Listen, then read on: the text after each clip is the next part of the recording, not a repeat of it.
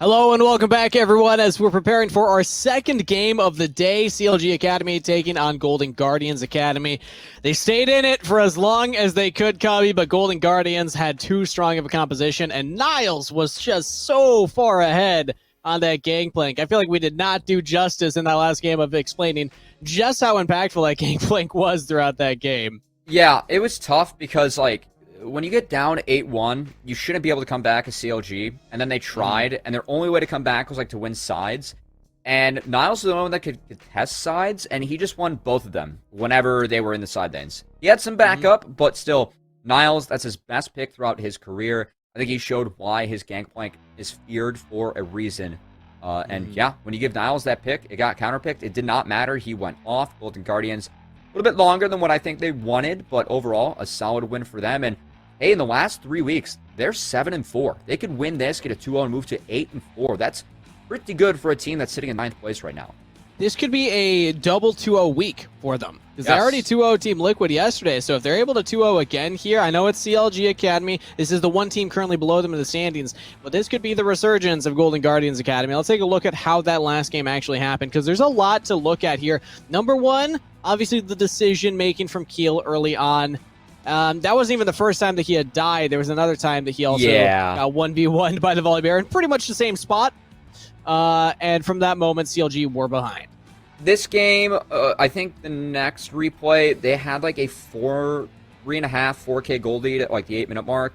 And the fact that CLG was even able to get back and make it a 2K gold deficit for themselves is something that they can take home. And like, once again, if you're coaching these guys and going into the next game, it's like, hey, this game was absolutely doomed. And you actually managed to pull off like crazy enough plays to make it somewhat close and interesting. And that's something like, you know, building team morale. You can kind of take that to the bank in the middle of a match, right? So exactly. Yeah, and that said, though, they have Niles, other looks too. Yeah, they do have other looks. But Niles, it was too much. And as you called out properly, Kangas, this comp is pretty doomed to play Kalista into. There's really not a lot that Kalista can do against all the slows they have, against the Exhaust, against a Wukong, against a Voldabear. It feels bad. And Katsuri was not able to get a lot done in this game. Yeah, it's their priority on the Xinjiao plus the LeBlanc and then locking into that Kalista, and the answers from Golden Guardians just instantly saying, okay, well, we already have the Sentinel lane, so let's go with the Wukong, and then let's also go Gangplank. Their last two picks were both basically two champions that say, you're not going to have fun, Kalista. And then they were able to execute that composition beautifully, because it still was a well-rounded draft overall.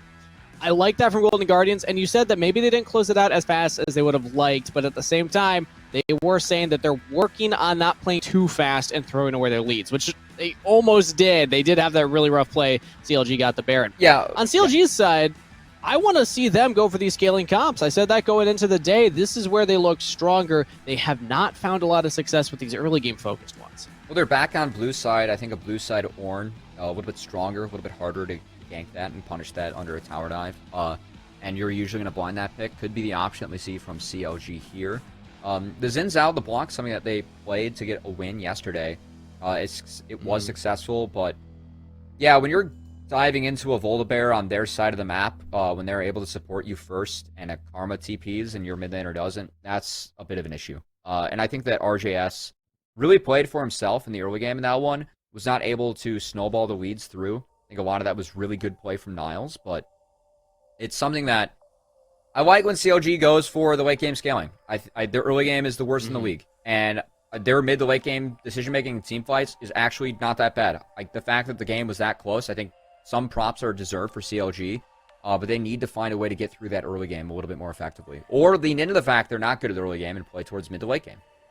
Exactly. And the fact that they were able to keep that game going for so long, still credit to those players, credit to the organization for being able to instill that kind of patience in them. Then it got to the point where Golden Guardians realized, oh, we can just hard shove through mid and then completely cut off one half of the map. So if they're even anywhere on that side of the map, then they die. But that was just Golden Guardians taking a little bit of time to realize that their composition could do exactly that. Let's look at it from the Golden Guardian side, though. You just come out here. This is your chance to go 4-0. That means you don't want to throw anything. And you've already shown maybe one other look. Newbie said that they haven't shown everything they've been practicing, but now we got the Wukong Senate in the bot lane. Do you want them to just kind of run it back? What do you think their focus should be here to make sure that they get their first 4-0 week? I think Rosethorn and Yunbi into the Xin Zhao matchup, they seem to have found a counter that they're pretty comfortable with. I want to stop seeing Xin Zhao's jump into Volibear at like level 3-4 with a Karma in his back pocket. You're not going to win that fight, right? But that said, I mean, they've been able to replicate this strategy to get wins for themselves consistently. I like when Rosethorn is on gankers. I know that talking with Niles very early in the season, when he was switching rosters, he talked about that a lot, right? Iconic, we played with for a very long time with Maryville University. Said, yeah, Iconic and me, we both like to play for ourselves. Like, we both want farm. And this meta is now shifting to where 3-camp ganks are pretty good. I think that Rosethorn playing on these gankers, supporting his laners, is a good look for Golden Guardians. I think that's one of the reasons they're having more success in the recent patches. Yeah, and Volibear displays that so well. Theoretically, Xin Zhao can too, and we saw, of course, CLG tried to go for that, but Rosethorn had the read. I think Rosethorn as a player is somebody that has developed a lot throughout the year of 2021. Yeah. Came in and didn't have necessarily like this breakout performance in the spring. Some junglers come in and, I mean, you know the names. They just start thrashing everybody right away. But I think Rosethorn's an example of a player that's developed and gotten better and better throughout the year. And it's incredible to see that kind of is almost the linchpin of how Golden Guardians are able to find their early game leads now. And that's something where, speaking on Rosethorn specifically and Yunbi, and these were the big developmental pieces for Golden Guardians, right? Mm-hmm. This is their first year in Academy. They both came from amateur teams that were not that great, right? Team Fish Taco for Rosethorn, he qualified for Scouting Grounds through solo queue, and same with Yunbi. Yunbi was on XTGN specifically, a standout player as someone who was consistently top 5, top 8 on the ladder for all of last season. And he's a player that's actually older. And the fact that Golden Guardians took him in, recognized that he has talent, said, we trust you to grow with the team. I think him and Rosethorn, their growth and evolution, one of the reasons they did so well in Proving Grounds last split, and it's nice to see them starting to meld with this new roster with Newbie and Niles now being incorporated in, and finding more success in recent weeks. Yeah, those Canadian players, man. Doesn't matter you know, how long they've been in the game for, they keep developing. And of course, the conversation around, is that a myth to begin with? Players losing their mechanical skill later on. A lot of medical professionals that are now joining the scene are saying, no, that's not necessarily true. It has more to do with burnout from long hours, long gaming sessions. So make sure everyone's doing your wrist stretches at home, staying hydrated, eating good food, getting active as well. My way to do that is, of course, I guess you can probably see it right behind me right now. I got an arm wrestling table. So if anybody wants to learn arm wrestling, it's great wrist strengthening exercises. Fantastic. But we are now ready for pick and ban here, Cubby. So finally, we can actually get into our second game of the day. CLG Academy now on the blue side, Golden Guardians on the red. And this is a lot for the draft because, first of all, CLG held that last pick for counter pick. And they held it for a Lee Sin. Typically something we see picked up early on, so you have flexibility in your draft. Not necessarily known for being a hard counter pick. I'm hoping that they realize, okay, play towards your strengths now, and again, try and go for something a little more standard this time. Yeah, I still like the Xin Zhao, and I'm curious to see if they deny the Volibear. That could be an interesting trade, as that is Rosethorn's most comfortable answer, and something that he specifically has looked very good on. Either that, or maybe they go back to the drawing board and say, let's respect the early levels of the Volibear a little bit more, and maybe let the Xin Zhao scale a little bit harder and play it out from there. As they're actually going to take away the Xin Zhao, so want to change up the jungle matchup, potentially an early Volibear for themselves. That does signal that they could be going for that if these are the two big early game junglers, although again, looking at Keel's jungle pool, he likes the AP ones a little bit more. That's where he feels comfortable at. I don't know if we consider Volibear an AP jungler. I don't know. I mean, I've seen people build him AP, but I wouldn't necessarily consider that. Yeah. Zanya, so there we go. That counts, right? Yeah. But Gwen is the final ban here from Golden Guardians Academy. So let's see what CLG want to lock in first. Viego is also an option that I know is high priority, but notably, Lulu's not banned this time. So maybe CLG, they know that it's going to be a Volibear Karma or Golden Guardians. That is their comfort. That is their go-to strategy. So potentially setting up something like a Lulu Kindred could be an option. And this was also something that CLG showed flexibility on yesterday, right? Keep in mind, Hooks piloted the Lulu. They had an Ornn top. So CLG already setting up for more of that scaling that you wanted to see out of them, Kangas, where they got their win yesterday on blue side, their comfort zone. Golden Guardians see that Enchantress. They say, we want a match, but there's still a big priority pick that you left on the board. That is going to be the Viego. We're going to take that one for ourselves, as Niles, Usby, and Yunbi have both shown they can pilot that throughout the season. Yeah, and also you can still put it in the jungle. It did receive some nerfs, so the Q healing is down on minion waves. So kind of putting it into that jungle position. A lot of flexibility right here for Golden Guardians Academy. And I still love the Viego with the Karma mid. I mean, you still can do a lot of stuff with that combo. But CLG, they have an opportunity to grab that Aphelios. This is what they paired with the Lulu last time around. So Katsuri, if he wants that AD carry, it is still on the table right now. But they actually opt for a Nocturne. Going to keep the triple flex. That is an option. Oh. And I think that the kind of a game of cat and mouse going on right now, right? So both teams have picked flex junglers. Golden Guardians don't want to show the Volta-Bear, because if CLG do go for something like a Kindred, if you don't win like levels 3 through 5, it's pretty doomed. And so I think that both teams are kind of opting to hold on to the jungle. They want to get a better matchup with Enchantress potentially, but we're seeing other picks go through. CLG, they see the Deathball comp for Golden Guardians. They say, we want some more range, we want some more escapability.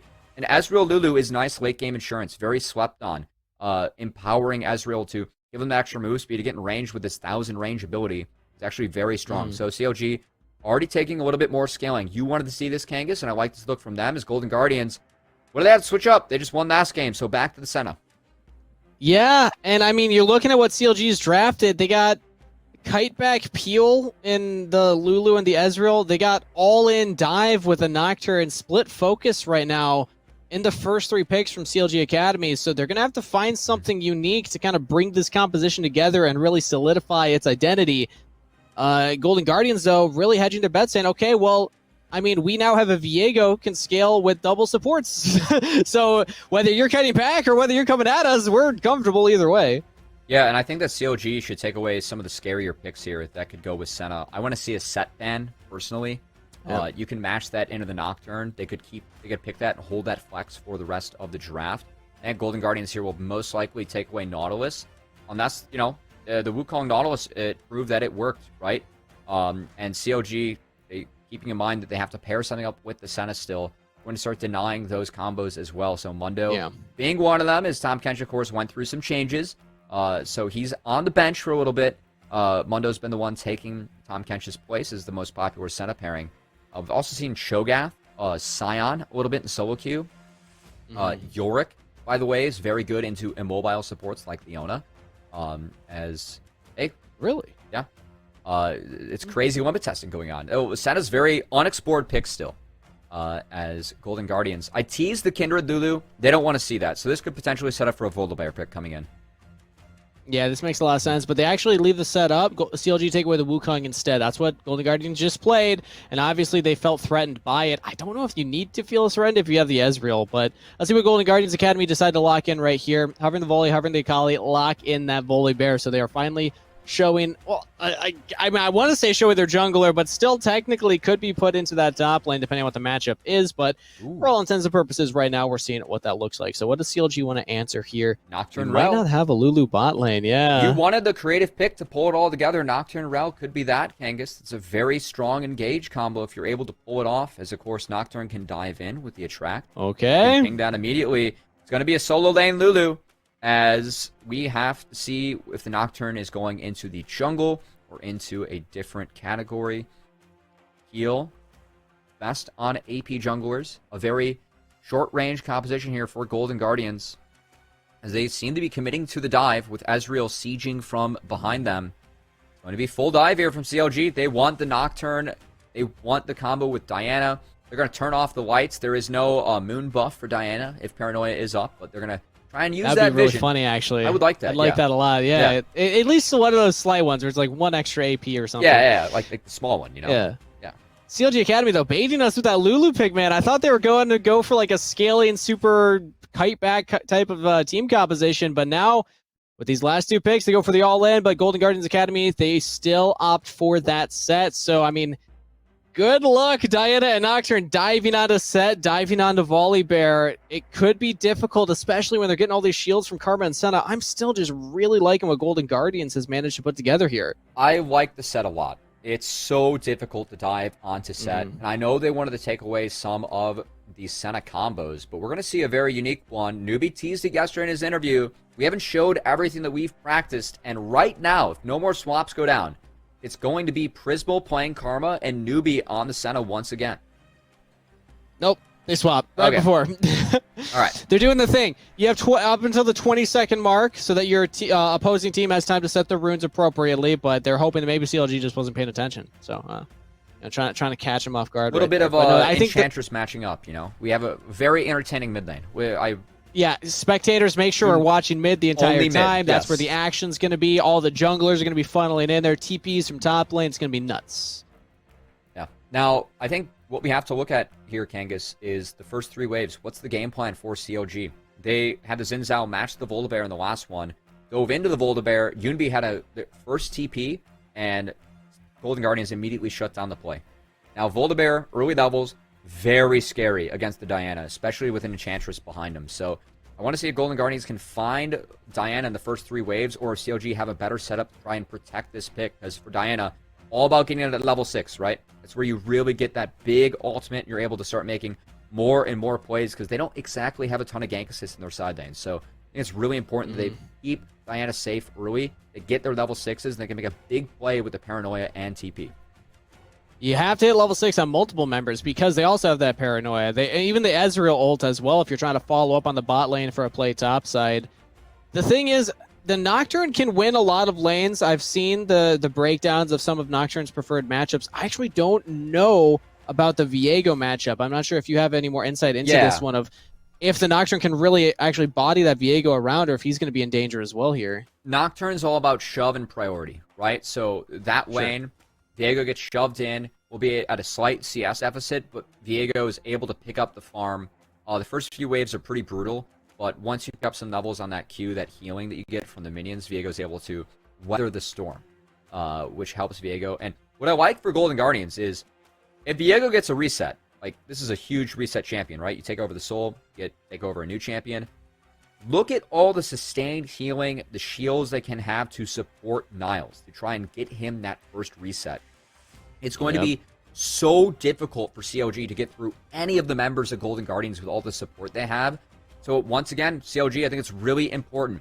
Are you able to isolate targets, chunk them out with Ezreal, and then use that to try and get the first kill and not die? Because if one member of CLG goes down, Viego gets a reset, and then things get really hairy for the side of CLG. I know CLG technically have an Enchanter as well in that Lulu, but it's not nearly the same level that the Karma and the Senna will provide over the side of Golden Guardians. But still, Lulu can put a hole in the Viego's plans here. You sailed along through the side of CLG's composition and then poking holes in that boat. We have a slight delay right now on the stream, so we're just buying a little bit of time before we're hopefully into this game here. So as a reminder for everybody, since I did it before, wrist stretches, and we're going to go through a couple. Cubby, do you have any warm-up stretches you do before long ranked grind? Yeah, I run, actually. You run? That's not a wrist stretch. It's not, but it gets your head right, you know? It does, and it gets blood flowing through your body, which is also very important. Really, at the end of the day, that's what it comes down to, just making sure that you're getting blood flow. But if you're going through a long gaming ranked grind, obviously there's the classic, you know, getting your wrists up here, stretching. I actually hurt my right hand, so I have lack of mobility there right now. But then the big thing is to try and twist it around. Rotational movement is big for your wrists. I didn't know that. So making sure that you're going forward, making sure that you're going back. Because most people, I just see them do this, and they just go in one direction. But then also you gotta move them around. Gotta get those wrists cracking. I think it's all about keeping gamers healthy. As I must say, that's the goal. I have not gone through a long rank session for a very long time, as I hit GM last season. But once I started casting and coaching, I have 35 VODs to go through week minimum, and that takes up most of my time between audio on the LCS and Academy. So we're trying to, you know, do the players justice, keep up with them. They're a little bit more important at the moment, but if you see me feeding mid on Plat 3, you know, around there, I'm sorry for your loss. We're trying to get the hands back like whenever we can, and we're just playing for fun. So my Kali's pretty bad, but we try our best, you know.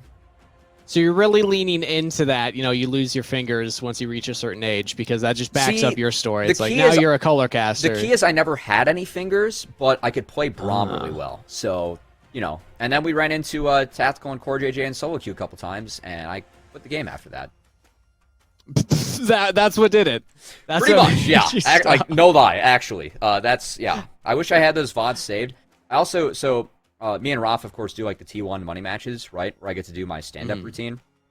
And Oh, you have a stand-up routine. well, I mean, it's like really not cover casting, it's stand-up, right? I had a Chipotle sponsored trash bag that I put C9 gear in every single time Double Lift's team lost for the C9 players, right? Like that's yeah. Anyway, Ooh.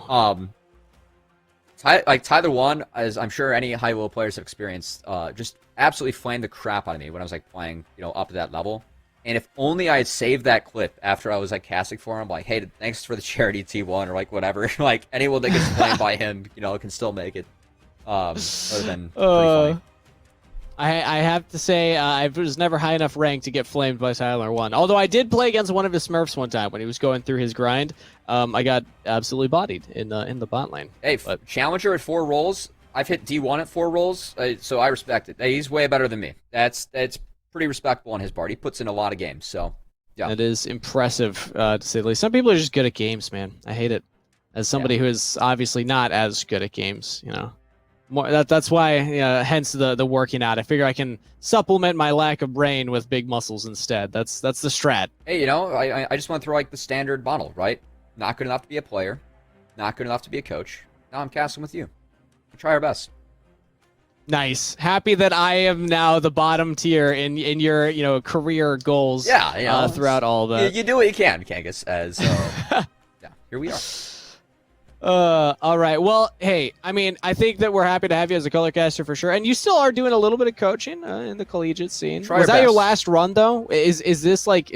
Is this the final year of Cubby coaching? We'll see. It depends on the casting stuff. But hey, my non-scholarship team we beat a scholarship team at Gateway Legends, and also took a game off of Bradley and his team, which were top 4 in collegiate. If you guys have been watching this stream a lot, you probably know Bradley from Wildcard Red. They've won both of the 2 Proving Grounds tournaments so far, as he has Arrow on his team, and that kid is a freak. Drafting against him, I really wish I had like 8 bans instead of 3. It was tough. He's pretty good at the game. Hey, that discussion's coming back up now, especially as we passed the 150 champion mark. Is it time to add more bans to League of Legends? I actually think it is. I think that we should at least do 3 and then 3. Yeah. Just because there's so many to pick from. It's so many busted ones now. If I'm playing against that guy, I want like 12. He's a freak. Okay. So, yeah, look out for Bradley. And if you aren't watching Proving Grounds games, go watch them. There's some really good teams and players in the tournaments. I know EGL is coming up, and we're going to both be on that too, Kangas. It's going to be a lot of fun. But tune in, support semi-pro. So, yeah. Yeah. Well, we have an ETA of about 2 minutes before the technical delay is going to be sorted out here, so we can actually get into game. So if you're just joining us right now and you're wondering why are Kangas and Cubby talking about random stuff, it is because, in fact, there was a technical delay getting into the game. So, yeah, we're just bantering a little bit here. So let's refocus since we are going to be getting in soon, Cubby. Again, just breaking down what we expect to see based on these team compositions, because I'm still heavily leaning towards Golden Guardians side. They're on this side of the screen. Golden Guardians side of the map. I like this draft a lot. It feels like they can go forward and they can kite back, whereas CLG, they've kind of tight-roped themselves into a go-forward composition with then an Ezreal for poke. But, what are your thoughts? What are the primary win conditions here for each of these teams? I think if you're CLG, it's all about getting to that level 6 and getting that Nocturne Rel combo off. You have to have a massive engage to try and take down one member of Golden Guardians, which is not going to be easy, right? You have to get through Karma, Senna, Viego, Voldiver, Set, or Beefy. I think that if Golden Guardians, it's all about just weathering that engage, using Set to disengage it, get a re-engage off, and then taking that first kill for Viego to get resets, right? And if Golden Guardians gets ahead, this game's doomed. It's a death ball once again, and CLG do not have the same split push tools that they had in the last game, so I think it's really important to get to that level 6, pull off that big engage for CLG, and try and use that to get a early gold lead, because if Golden Guardians get a gold lead with this death ball comp, it's going to be a rerun of last game.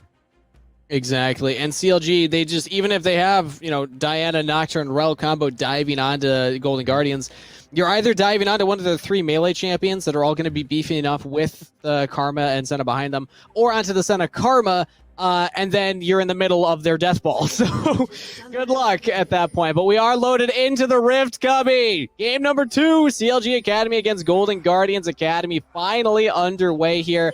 Apologies, everybody, for that long delay, but now the game can commence here. Load onto the Rift, no early action. So if we're thinking about Tien, Keel, Hooks, trying to just hit towards that level 6, what do we expect that will do to the early game here, especially early jungle pathing? Rosethorn, in his last few Volibear games, has found skirmishes at level 3 or 4, where Volibear is just incredibly strong, especially with a Karma and a Senna behind the bear. It's a scary bear. I don't want to see the scary bear again. Let's get Diana to path away from the Volibear, try and protect her early, get her through a first clear safely. She can full clear and still hit Crab if she's given a leash. So I'm curious to see if CLG are opting in for that. Looks like Keel is going to be starting on the red. It's going to be mirrored starts for each jungler. So this is good for CLG, the fact they're going to be pathing different ways. This should benefit them and try and protect Diana on her first clear, where she's pathing towards the Nocturne, where she's going to have super priority in that top lane. So I like the start for CLG, a much better first 3-wave play. The thing about CLG's comp is that while they don't want to get caught out early, they can't let the game go late. So they will have a window where they need to start making plays themselves to try and get their own lead. It's just about surviving up until that moment. So yeah, Keel going towards the Krugs, Rosethorn doing the same on the top side. This will benefit CLG Academy as they can keep the Diana safe, trying to scale up. We have seen some Dianas make plays earlier on rather than that level 6, but against this specific comp, I think that could be difficult. Unless maybe you find a lane pushed in. Bot side is pushing in here for Nubian and Prismal, but even as I say, that Keel's pathing top side, so we definitely won't see that one happen. Ooh, Golden Guardians getting aggressive, though. They're just hard trading against Katsuri. That's a lot of poke onto the Ezreal. And you see the Ezreal realizing that it's very difficult to sustain against the Senna lane, opting for the longsword 3-pot. A bit of a different look coming out from Katsuri, trying to get a little bit more damage, as Ezreal before first base, very powerful with the Mystic shots, if you're able to land those after first base. Does usually after the tier and some non-combative items, so it gets a little bit weaker. Gets into the scaling mode where you just want to get to the 2-item mark. But the quiet early game here, you can get that CLG, Sheen early on. Yeah, that's true. Sheen power spike's big, but you also stacking up that tier really helps that 2-item spike that Ezreal's really known for throughout his entire competitive career. But overall, this quiet early game, really feel like this benefits CLG, right? The fact they got off to such a poor start in the last one, Kangas. It much improved for them. Just ignoring the power of the early Volibear, making sure Diana gets through that first clear safely. Once those level 6s come in, that's where CLG is looking to make their mark. And also tracking where Rosethorn is in the jungle. We see Tien push out that top lane. Like you said, this is what Nocturne does. Just shove a wave, get priority, and he gets that ward down on the Krugs. So this means that they know the Volibear is past the bot side. But because Volibear is bot side, this empowers Golden Guardians to go for this aggressive of a push here. They take down a play. Prismal does take a lot of damage in return there. That's that level 1 power of that Ezreal you were talking about. Those Mystic shots do hurt.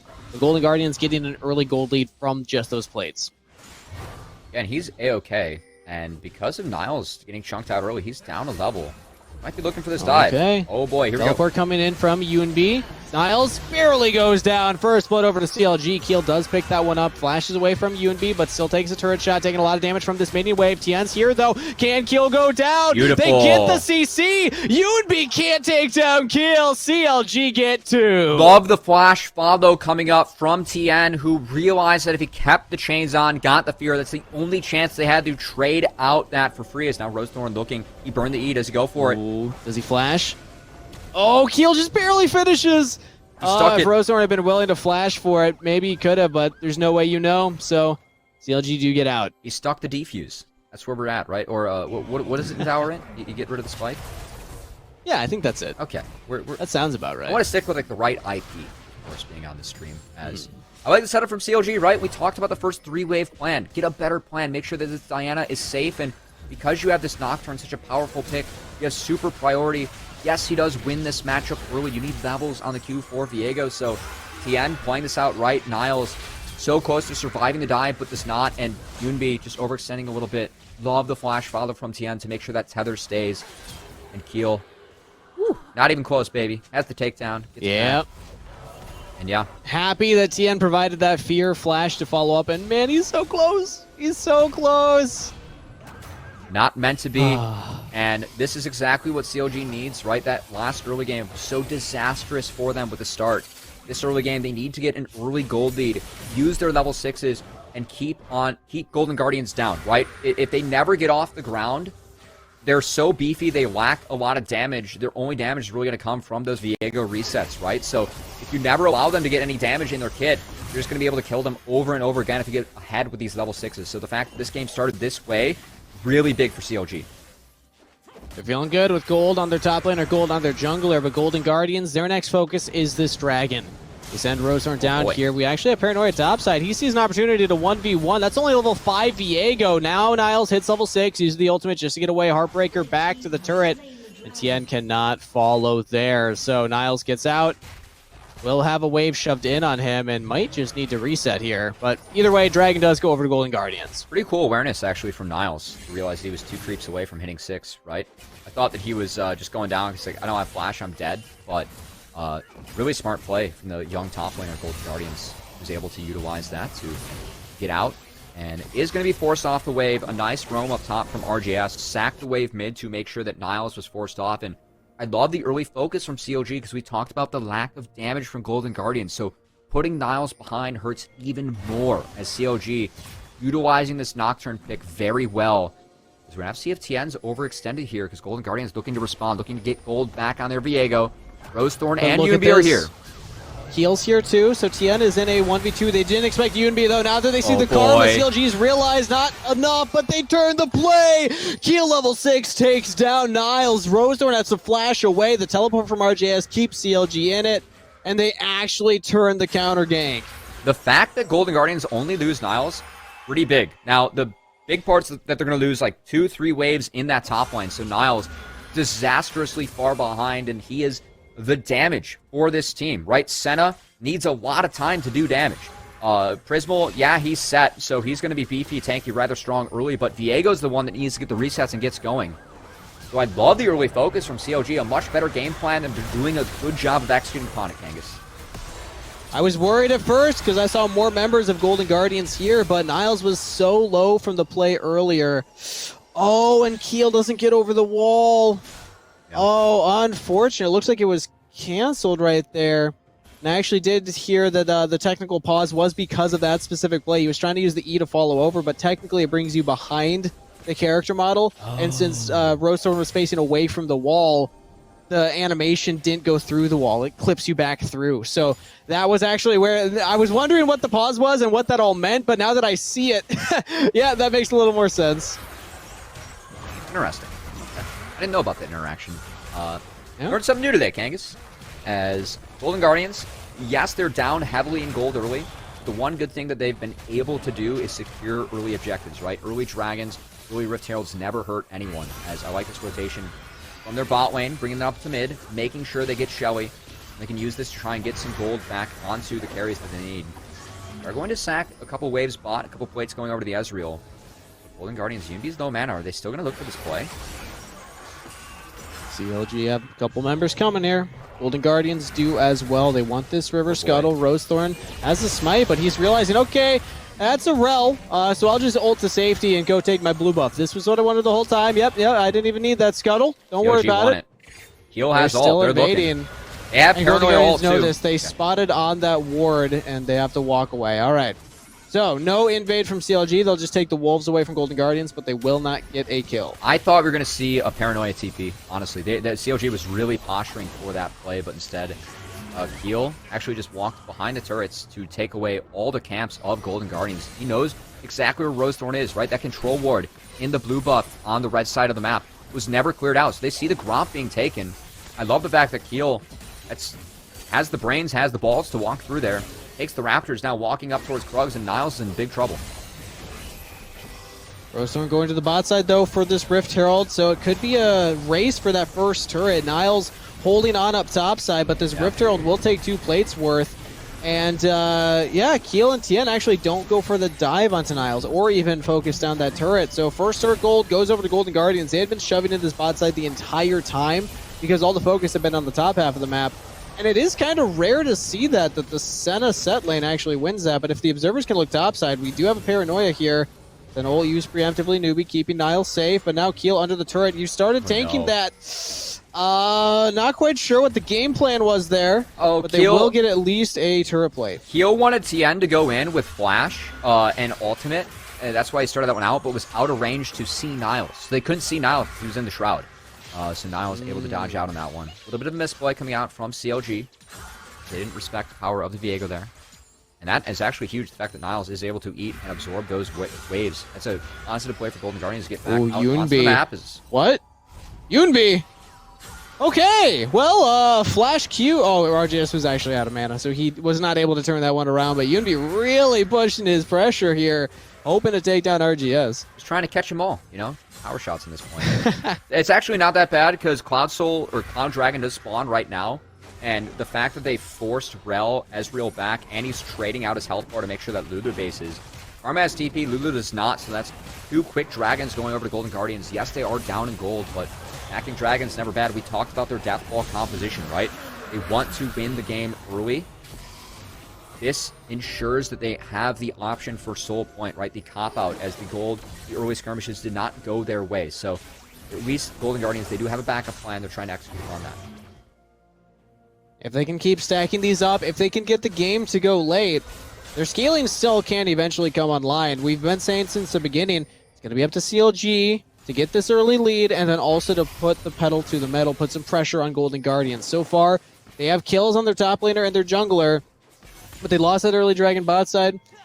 It's a support versus support mid lane, so no surprise that we haven't seen a lot of action happen here, but now they've rotated Katsuri to the mid lane.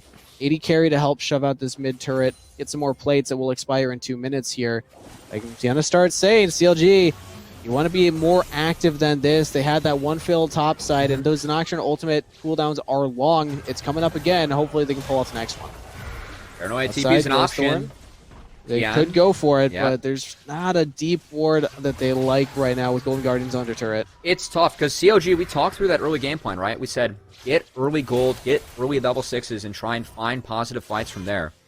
Look at Keel, look at Nocturne. They're ahead. They just need to find the right time to go for that Paranoia TP play.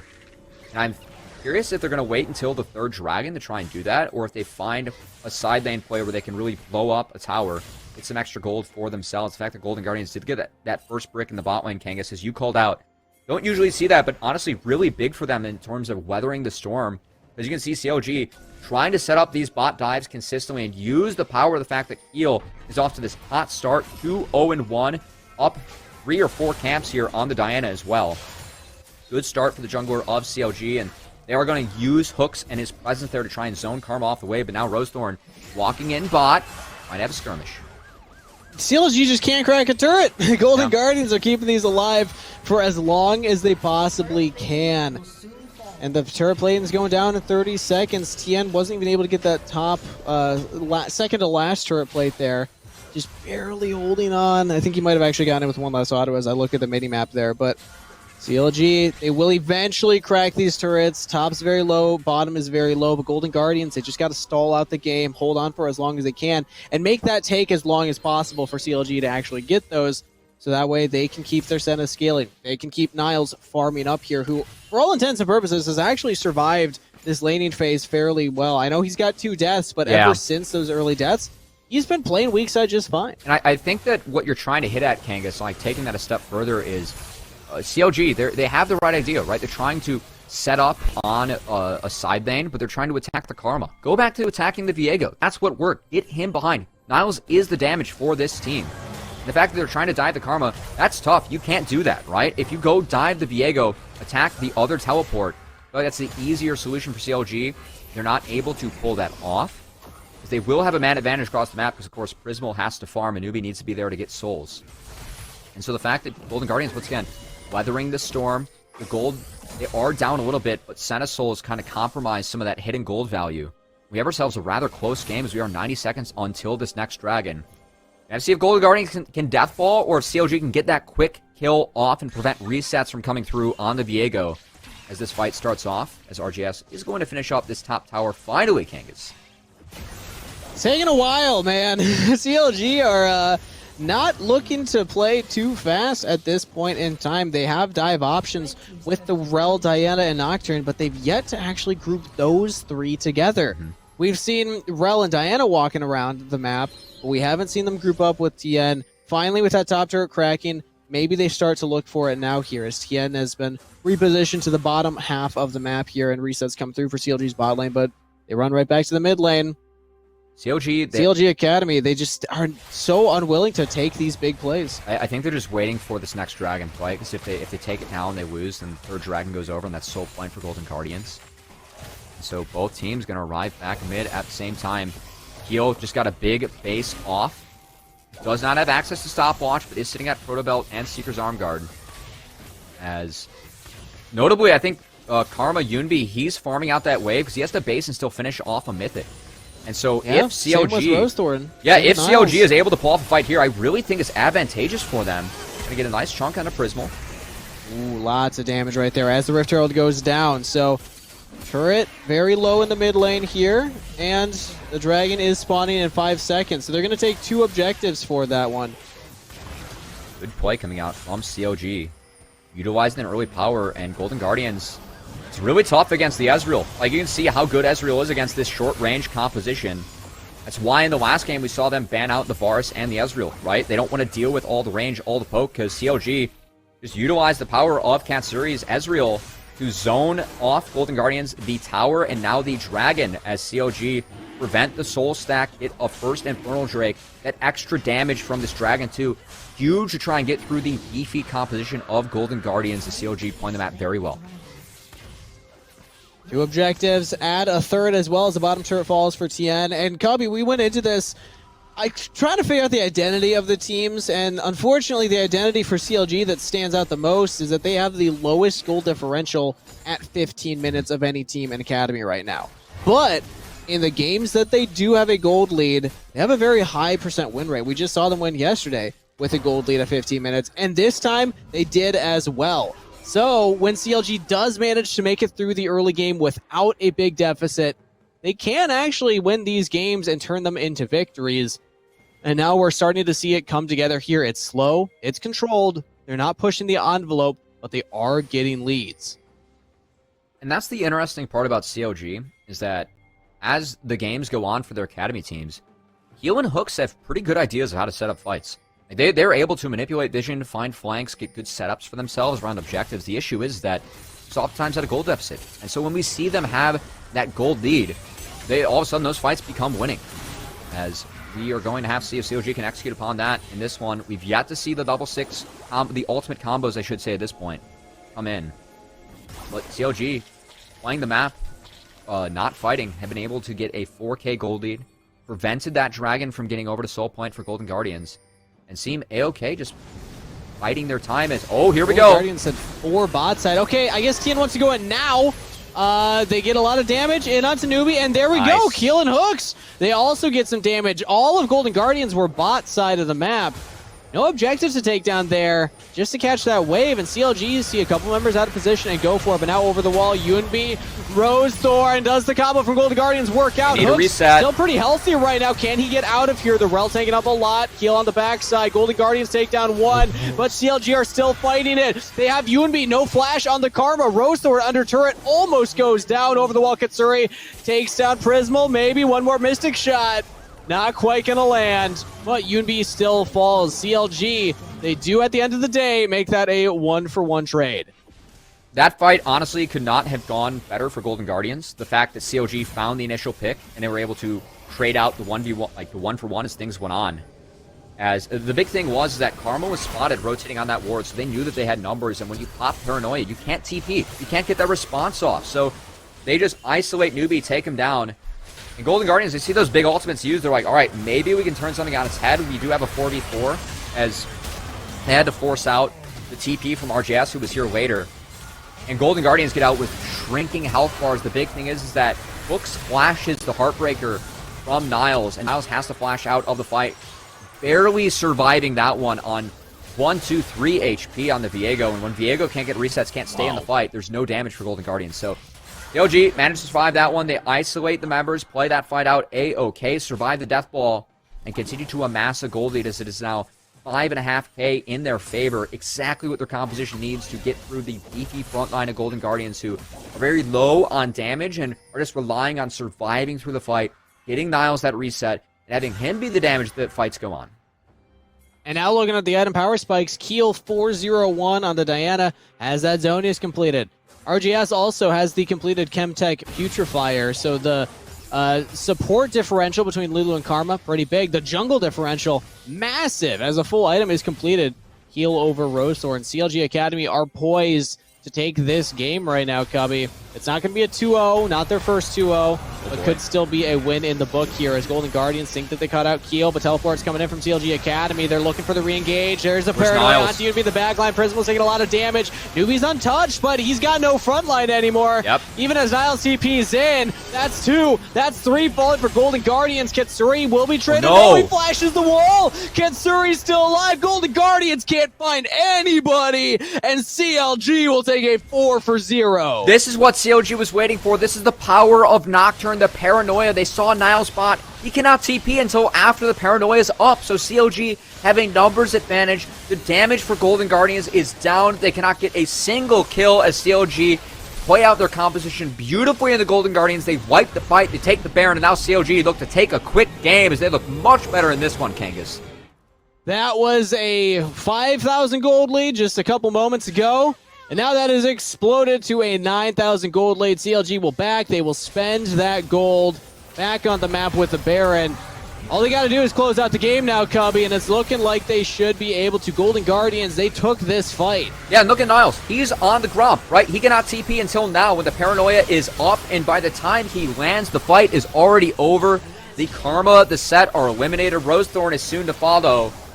And CLG, they waited. They were waiting to use their ultimates, their TP just like this, and man, do they cash out big. Massive win for CLG right here. Newbie's the only member that gets away, but CLG don't care to chase him down. Boy. They care to take the game. They're in the base of Golden Guardians Academy. UNB's already dead. It's going to be a 5v4 base defense. Golden Guardians, good luck at this point. CLG bouncing back in this game just like they did yesterday, Kangas. It seems like a slower game pace for them when they get out of the early game. Once again, they have a good idea how to play the later setups. That's a beautiful fight, a great use of Nocturne, the power of that pick. They're looking to wrap this game up before the 24-minute mark. Can CLG do it? Golden Guardians under their Nexus turrets. Hook's tanking up right now. Keel goes for the re-engage. Golden Guardians members are taking a lot of damage. And there's the Diana into all 4 of the Guardians, and they will all go down. UNB spawns just in time to watch the Nexus fall, but CLG Academy will pick up their 6th win of the summer split and go 1-1 against Golden Guardians. And a clean game from the 10th place team that we have in Academy. Love to see it from CLG as they wrap up a 2-2 week. I know that Osama Hooks yesterday talked about the process of improving, that the fact that they're just working on perfecting the game plans they have early, and that's a great example of it. They played that early game plan around the Diana so well. They avoided the Volta-Bear. They found a couple positive plays in that top side. They shut down Viego. The only damage of Golden Guardians to the comp just crumbled from there, as CLG did not give them any windows to come back in that game. A beautiful game from them. It got a little slow towards the middle of the game, but once CLG Academy hit their stride, once they got the confidence of realizing, oh, we could just Nocturne Paranoia ult onto them as soon as they're out of position, they just kept going for those plays over and over again, and they had their power spikes. They were ready to actually go for that at that point. And yeah, impressive stuff. CLG Academy are looking like a team that they consistently will struggle in that first game, but yeah. You got to respect their game 2 bounce back. I mean, this is the 9th and 10th team that we had, and obviously splitting 1-1. It's going to inflate your record in the standings a little bit, but Golden Guardians went 3-1 this week. They 2-0'd TL. CLG, they took games off of Golden Guardians and Dignitas. I think games they very much needed just for team morale and just, you know, to prove that they can fight even though they are at the bottom of the standings this split. And I mean, this game was beautiful from them. They targeted the only damage that Golden Guardians had. They utilized the Nocturne pick to perfection. And look at this fight. There's no way the Golden Guardians can win this. It's a 5v4. Their only damage is down. They waited the entire game to find this Paranoia TP combo, and it was exactly what they needed. It was worth the wait. It won them the game as they take this one cleanly. Very fast game, too, Cubby. This was around 23 minutes that CLG actually clutched it out. 23-28 was the game ending time there. And like looking at the game time, you'd assume, oh yeah, CLG just kind of stopped, right? But again, there were these long lull periods throughout the game where really not much was happening other than CLG just waiting. And by that time, they had waited long enough. They got enough gold from the turret objectives, from the Rift Heralds, and also just from a couple of those kills that they were getting. Golden Guardians are too far behind and could not mount the defense here. Yeah, well done for CLG Academy. I mean, again, they still haven't gotten that 2-0 weekend or that 2-0 match yet, but they still are picking up games here and there. That's very promising for the squad going into Proving Grounds. Yeah, and I know that Heel's a player that, talking with Miko specifically about the staff, he's very excited about, thinks he's very underrated and slept on this team. And the fact they were able to play through him, that early game plan for Diana was perfect. They avoided the Volibear. They attacked the lane they needed to attack. And they played that out very well from CLG. A well-deserved early win and a clean game from them. They can go into the weekend with big smiles on their faces after that one. Absolutely. And Cubby, 2 days in a row, looks like we're going to have Hooks back here on for the Verizon post-game interview. Osama, we cannot get rid of you, man. What's up, guys? Congratulations on the win. Yeah, it feels like just yesterday, man. We were just chatting with you. You came in and said you were going to promise us a 2-0 day against Golden Guardians. What happened there, man? Some tragedies coming out. The Prismal champ pool, he's playing a bunch of funky stuff like Ziggs, and we don't want him to have like any Thresh combos. Then he whipped out Senna Wukong on us. We gave him like 3 early kills. It was kind of really tragic. But second game was a lot cleaner. Second game was like really clean, I think. So, yeah, we need to just try to keep getting our rhythm and be more consistent and not like throw the game pretty early, like in the first game. Yeah, and that's 2 days back to back where you guys played a relatively clean second game with a really good early game. What are those post games been like for you? Like after that game one, like how are you helping the team bring yourselves back into a good mindset to go into game two, and how are the coaches helping you like kind of lay out a plan after the first game? I mean, after losing like how we did both games this week, like game one, you just try to like full reset. The games are like so tragic in a way where, we completely scrap our game plan. We're like, okay, we're going to do something completely different. That clearly didn't work. Just completely wipe the game from your mind and, just try to come in. It's a new game and just, anything can happen in a new game. So just don't bring that extra stuff from the first game affect you in any way. Yeah, it's important to have that mental reset. And I think that CLG Academy, you're kind of establishing a reputation as a team that won't tilt going into that game number 2, because this is now kind of consistent performance in that game too. But I want to give you an opportunity because now, again, you've picked up a couple games throughout the summer now, and obviously the end of Academy is not the end of the summer competitive season for CLG Academy. There is still proving grounds going forward. So just kind of your thoughts on what you see the rest of the Academy split being. What is CLG's focus right now? Is this CLG Academy saying, okay, we're going to try and make a push for that top 6 and go for playoffs, or we're just going to try and establish an identity for ourselves going into proving grounds? What do you see as your goal and what the team will be able to achieve here in the second half? Yeah, I think top 6 might be a little hard to reach, but I think the main thing is, like you said, finding an identity, something that works for us. There's going to still be a couple more patches that come out. The new champion looks kind of ridiculous, like a bunch of stuff can change and the whole meta can shift at any time. You know how, Riot patches can, who knows what can happen in them. So I think it's just a matter of finding our identity and being a good team for proving grounds. If we can't make top 6 and make playoffs, like obviously that will suck, but I think it's just being on form. Like I said from yesterday, just we want to be at our peak performance or like be on form during proving rounds. And you guys made that run in the last split and can easily do it again here as, hey, picking up wins and looking good while doing it. That was a very clean 23-minute game. You cannot use the same thank you or shout out from yesterday, but I'm going to give you another opportunity to give a thank you or shout out today before we let you go. Anything else you want to say here, Hooks? Yeah, I actually followed Kangas after the stuff from yesterday. I heard he's a little upset I did a shout him out.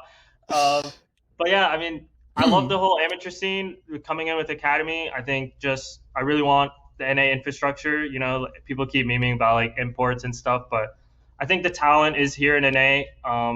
it's just stuff is improving. It's going to take a while.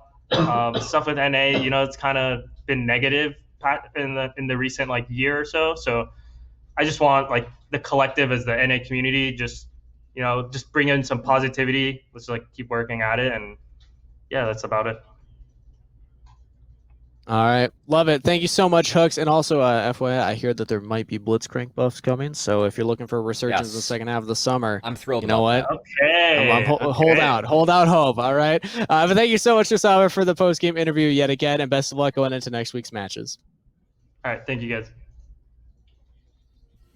What a guy. Wait till he realizes that once you follow me on Twitter, all you get is, hey, I'm casting this tweets, and then just lifting videos. So I'll probably lose that follow within the matter of a couple days here. But Not a bad what a combo. first. Not a bad. Yeah. It's my brand. You need to lean into it. Sometimes I yell about hydration too, but what a great series, Cubby. Yes. First one wrapped up. Took a little bit there with that delay. So Second we're actually. one. Second one. We are really hyped about this one. We're going to send it to the Yes. break right now so we can get into that as fast as possible because we got FlyQuest Academy taking on 100 Thieves Academy. The top of the standings tied for first place. You will not want to miss this one, so don't go anywhere. We'll be right back after this.